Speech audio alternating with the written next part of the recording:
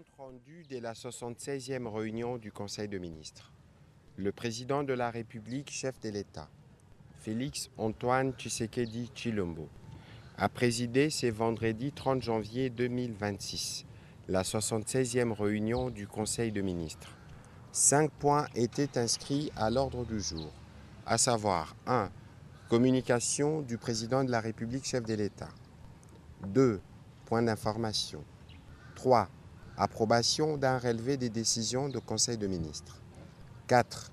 Examen et adoption de dossiers. Et 5. Enfin, examen et adoption de textes.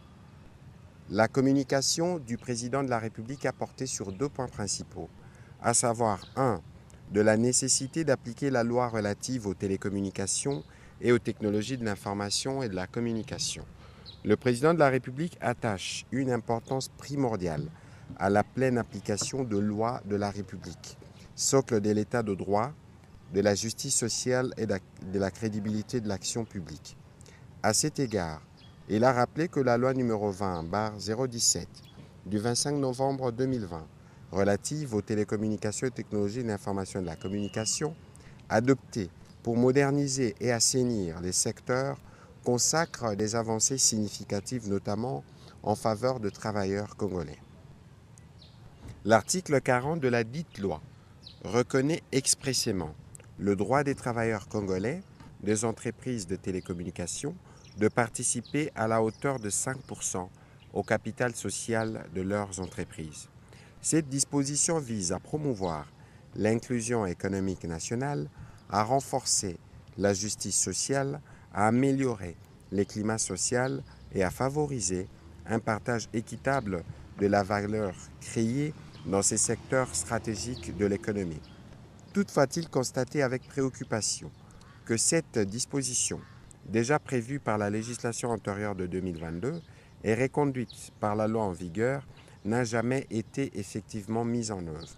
Cette non-application persistante constitue une anomalie juridique et sociale ayant pour effet la privation d'un droit légalement reconnu aux travailleurs, le maintien des déséquilibres dans la gouvernance des entreprises du secteur et l'affaiblissement du dialogue social. Le président de la République a estimé à ce jour qu'il est impératif de mettre fin à cette situation incompatible avec les principes d'équité, de souveraineté économique et des respects de la légalité républicaine. La mise en œuvre effective de l'article 40 de la loi numéro 20/017 s'impose dès lors comme une exigence de justice sociale et de bonne gouvernance. Ainsi, il a instruit la Première ministre de mobiliser sans délai les ministres des Postes et Télécommunications en associant étroitement l'autorité des régulations de la Poste et des télécommunications aux fins d'engager des échanges responsables avec les entreprises de télécommunications en vue de pallier cette anomalie.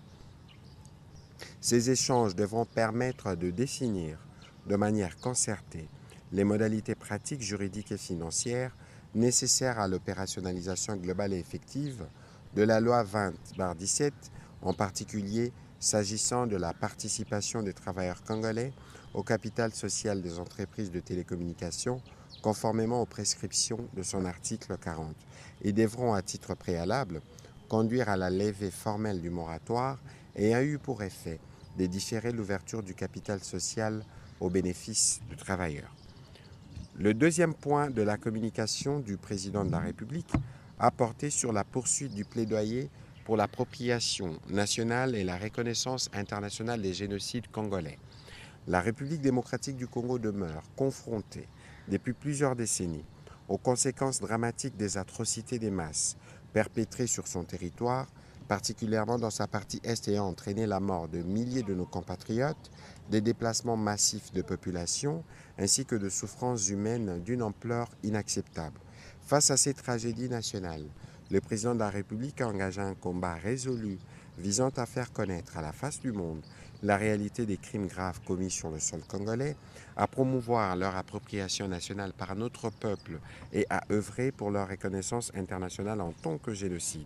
C'est dans ces cadres que lors de la 45e et de la 63e réunion du Conseil de ministres, il avait instruit le gouvernement de doter notre pays d'une stratégie nationale de plaidoyer sur la reconnaissance internationale des génocides commis sur notre territoire, l'existence effective de cette stratégie, élaborée grâce aux efforts conjoints du gouvernement sous la conduite du ministère des Droits humains, avec l'appui notamment de la CIAVAR et du FONAREF et d'autres acteurs nationaux engagés, est un pas important. Toutefois, l'enjeu majeur réside désormais dans la mise en œuvre effective, structurée et cohérente de cette stratégie. À cet égard, il est impérieux que cette phase opérationnelle soit activée sans délai et avec une coopération de tous les acteurs.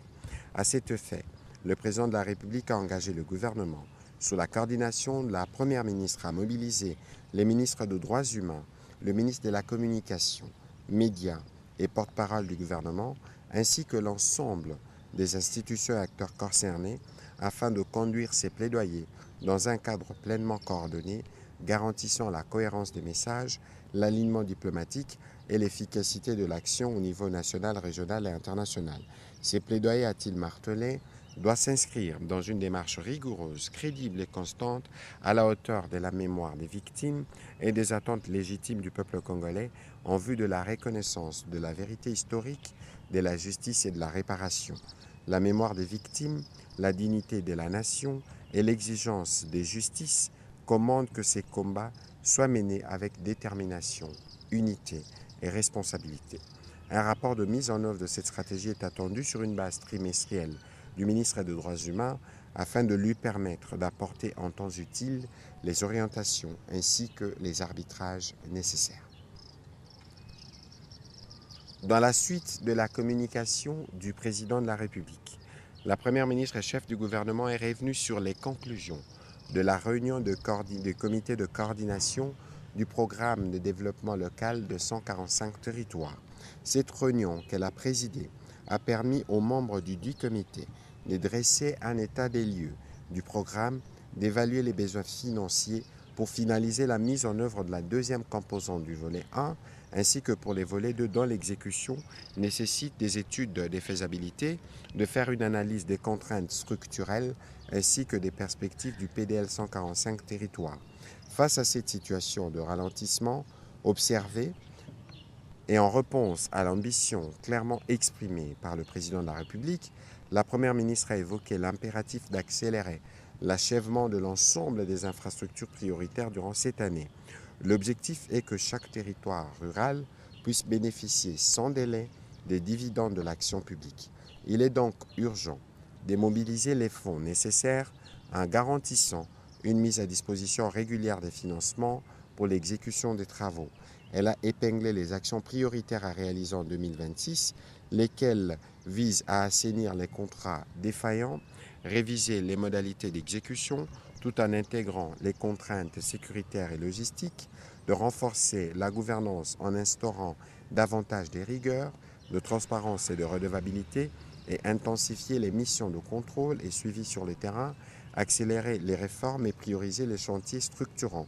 Au regard de ces priorités et face aux défis entravant la bonne exécution de ce programme, la Première ministre a chargé chaque membre du gouvernement concerné, selon ses attributions comme suit, au ministre d'État, ministre du Plan et de la Coordination de l'aide au développement, en collaboration avec les ministres des Finances, d'organiser d'ici fin février 2026 des missions conjointes, des suivis et d'évaluation du programme avec les ministères sectoriels concernés dans le but d'harmoniser les données transmises par les agences d'exécution et les conseils spéciaux du président de la République en charge du programme PDL.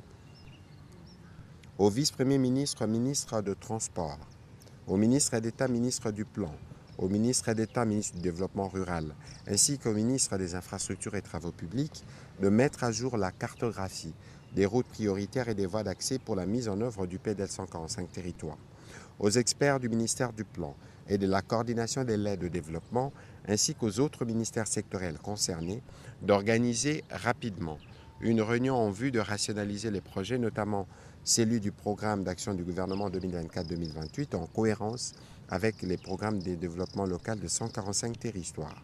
Aux agences d'exécution, de transmettre au gouvernement, dans les meilleurs délais, la liste des entreprises en régie et de poursuivre les démarches légales y afférentes. Un rapport détaillé devrait être soumis au plus tard fin février sur l'ensemble des assignations susmentionnées afin d'assurer un suivi efficace du programme.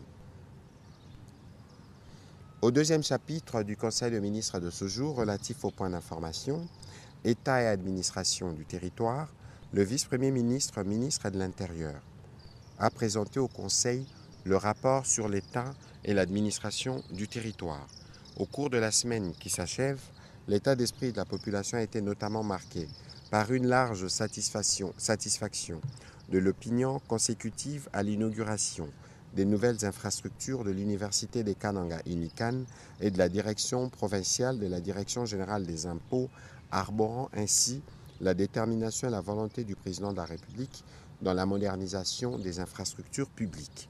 Le souhait, par une frange de l'opinion, de voir la République démocratique du Congo solliciter des poursuites judiciaires contre le Rwanda à la suite de la déclaration de leur ambassadrice aux États-Unis attestant les soutiens de son pays aux terroristes de la FCM-23 dans la guerre d'agression que nous connaissons dans la partie est du pays. Au plan politique, le Conseil a été informé de la décision unanime du bureau de l'Assemblée provinciale du Congo central d'autoriser l'instruction contre le gouverneur de province pour un présumé détournement, et ce, à la suite d'une réquisition du procureur général près la Cour de cassation. L'autre information portée à la connaissance de membres du gouvernement, c'est la publication le 27 janvier 2026 par la CENI du calendrier de l'organisation de l'élection du gouverneur et vice-gouverneur de la province du Sankuru dans les scrutins fixés au 24 mars 2026.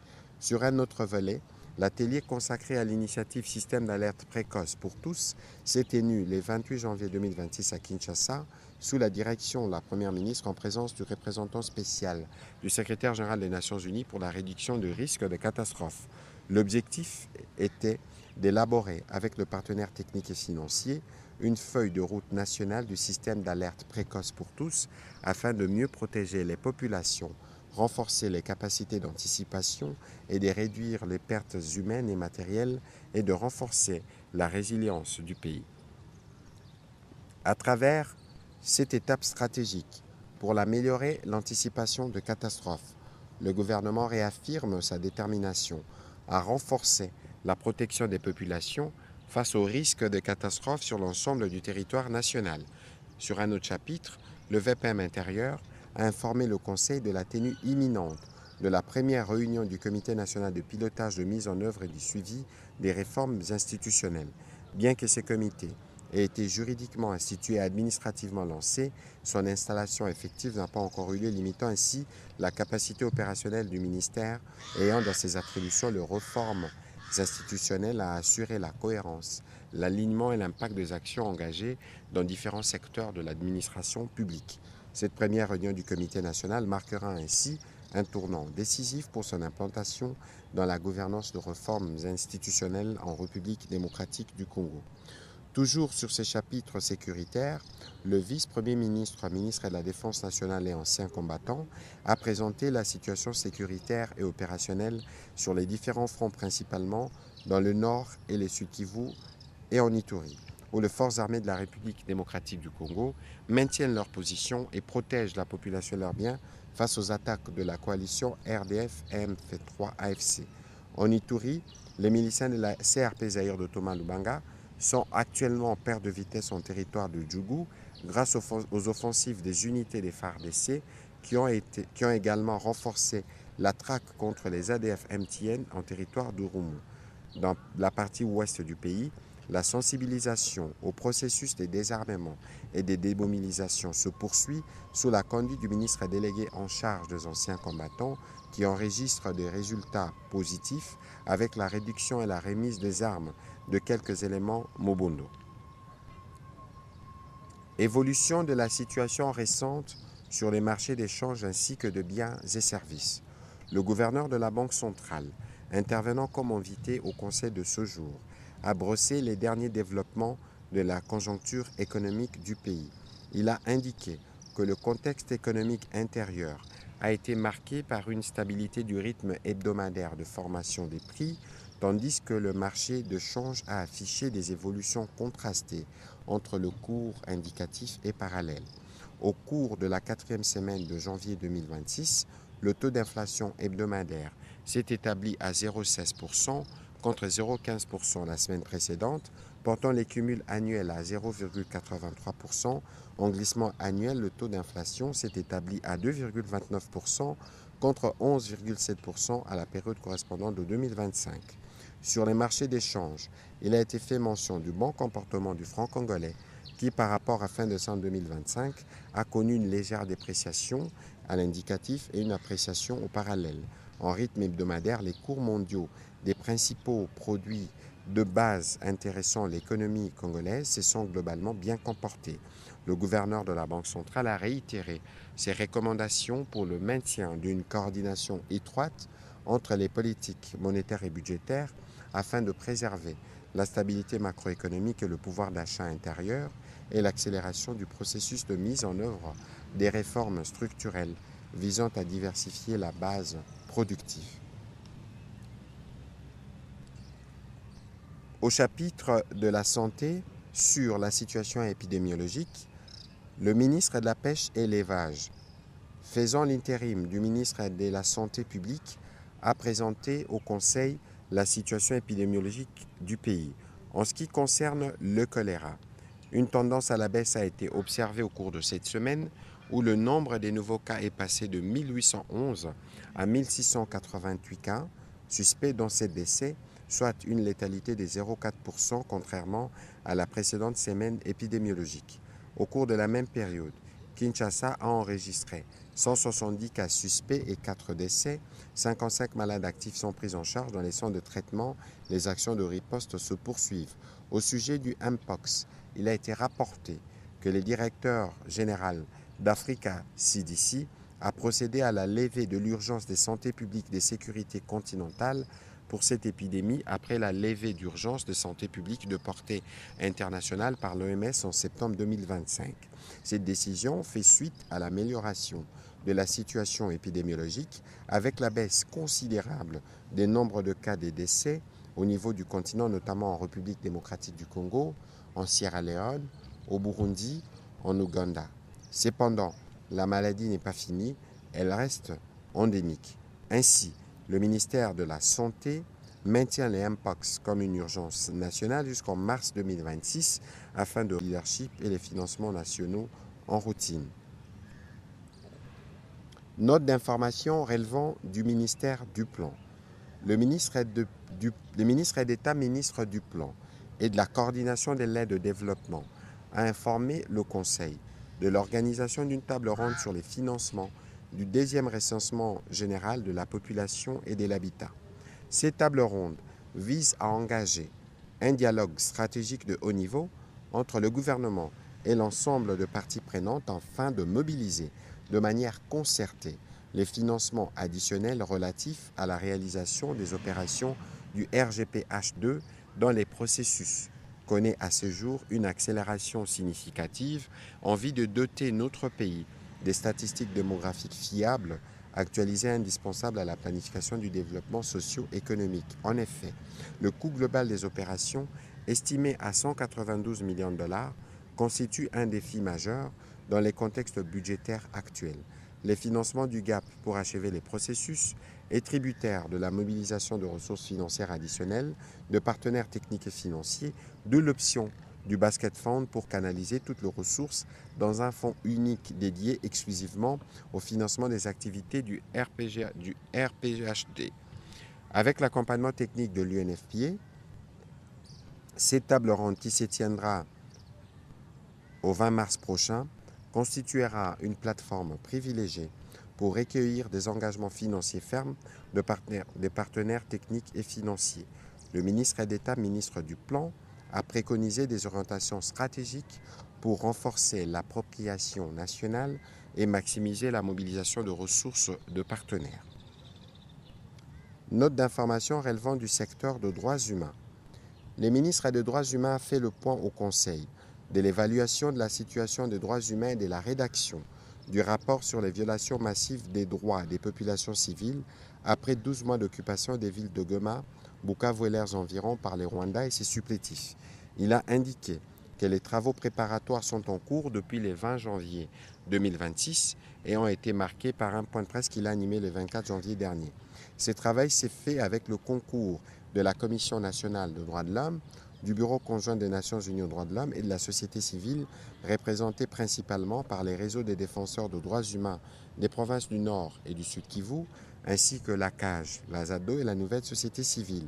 Les experts de différents ministères concernés par cette question participent aussi à la rédaction proprement dite du rapport. À la fin de travaux, un rapport détaillé et un rapport synthèse seront publiés dans le respect des normes de protection des témoins ainsi que des victimes. Note d'information relevant du secteur de la culture. La ministre de la Culture, Arts et Patrimoine a présenté une note d'information à 2 volets.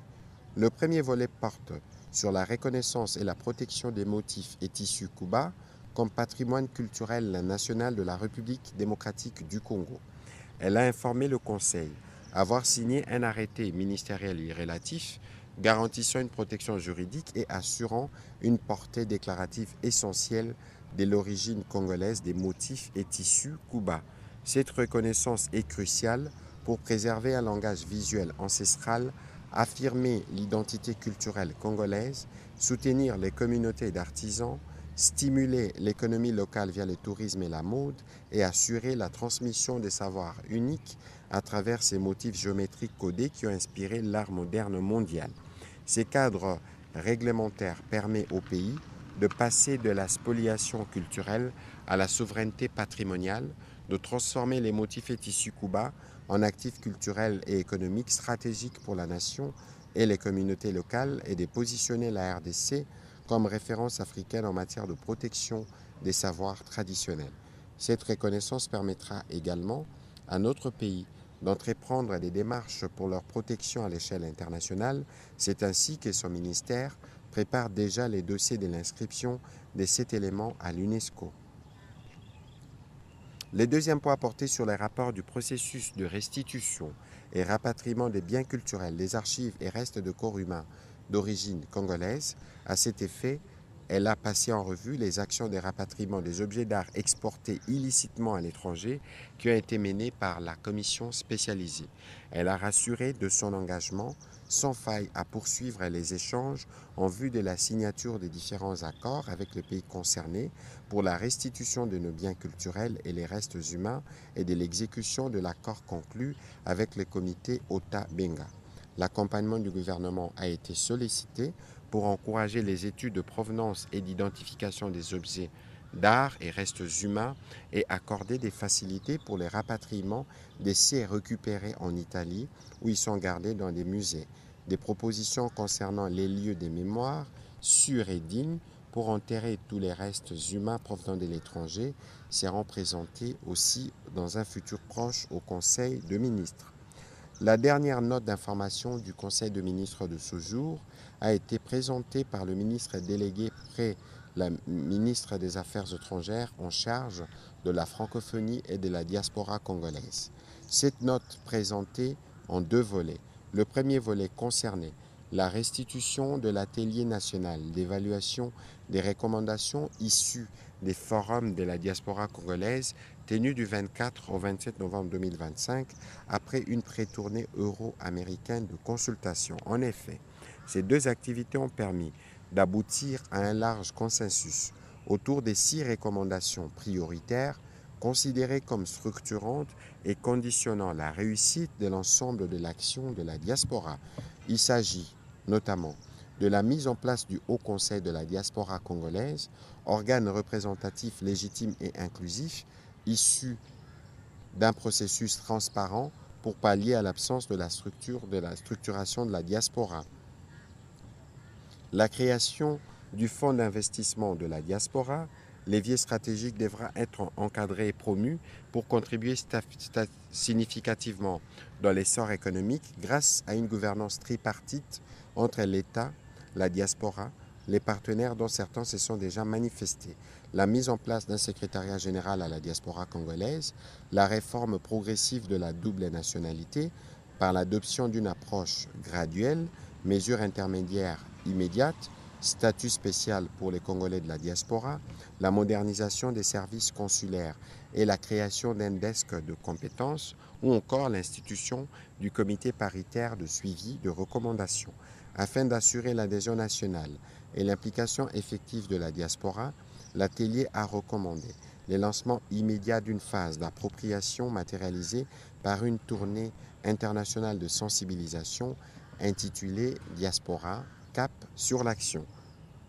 Le deuxième volet de sa note portait sur notre stratégie diplomatique et enjeux liés à l'élection à la tête de l'Organisation internationale de la francophonie. Au regard des échéances du 15 juin 2026 pour les dépôts de candidatures, de novembre 2026 pour l'élection du secrétaire général de cette organisation, il a passé en revue les actions engagées jusque-là et celles en perspective, tout en formulant des recommandations pertinentes visant à permettre à notre pays d'assumer pleinement son leadership au sein de cette organisation, donc la francophonie. Ainsi donc, la République démocratique du Congo présentera un candidat au poste de secrétaire général de l'Organisation internationale de la francophonie.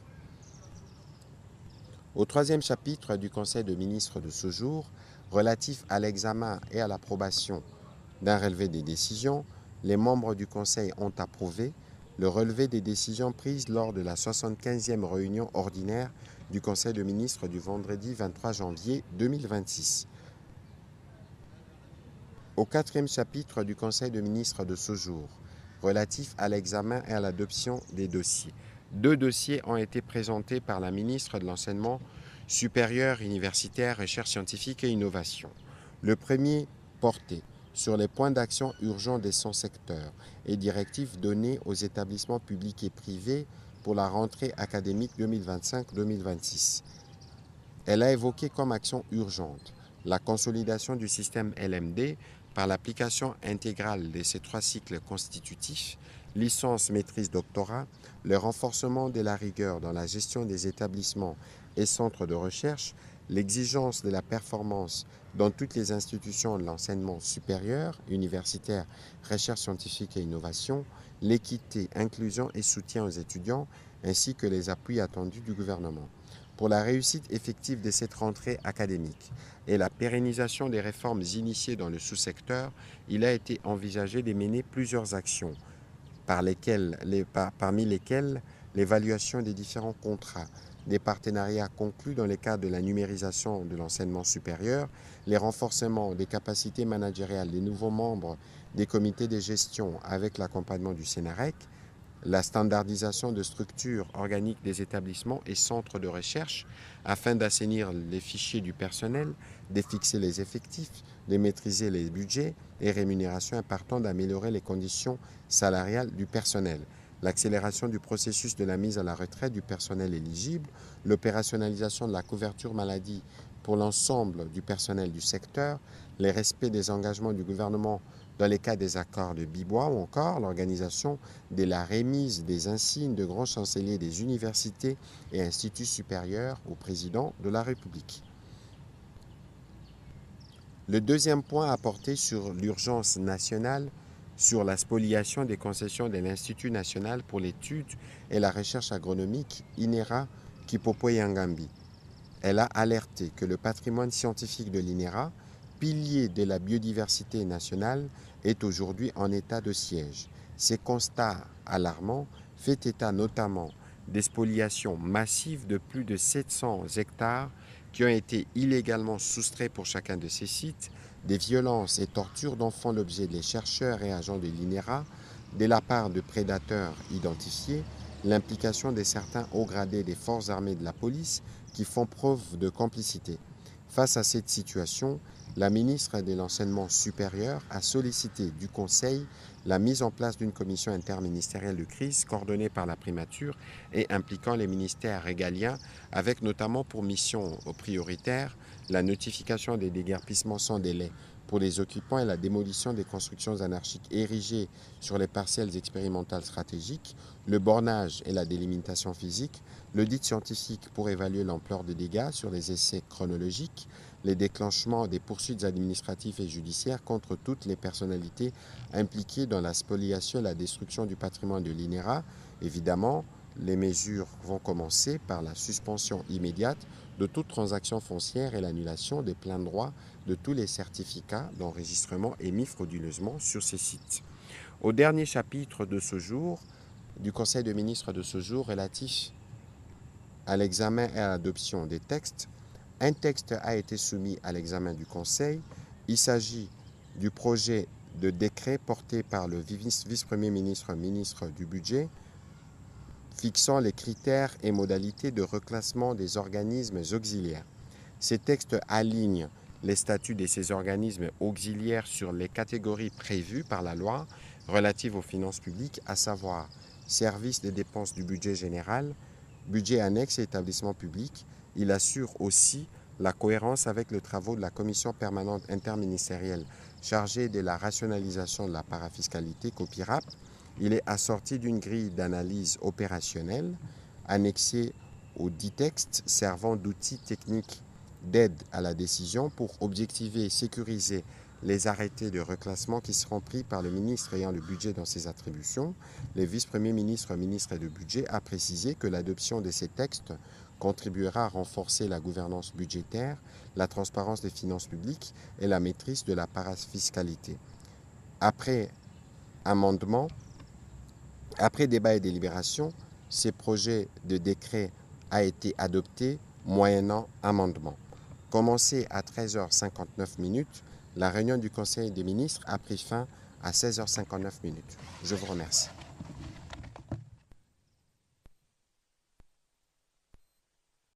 Bonjour à tous, bandeko. Oyo nyonso bazali na posa ya faire passer ba message na bango. Ba publicité na bango to pe ba promotion ya ba produit na bango. Adresse moko na Tosha TV. Bokoki ko contacter biso pour na publicité na bino nyonso. Na numéro na biso sur WhatsApp. To pe bokoki ko komela biso na adresse mail na biso. Bobanga te bandeko. To ko proposer bino ba campagne ya ba prix nyonso. Tozali na campagne il y a une semaine. Tozali na campagne il y a un mois.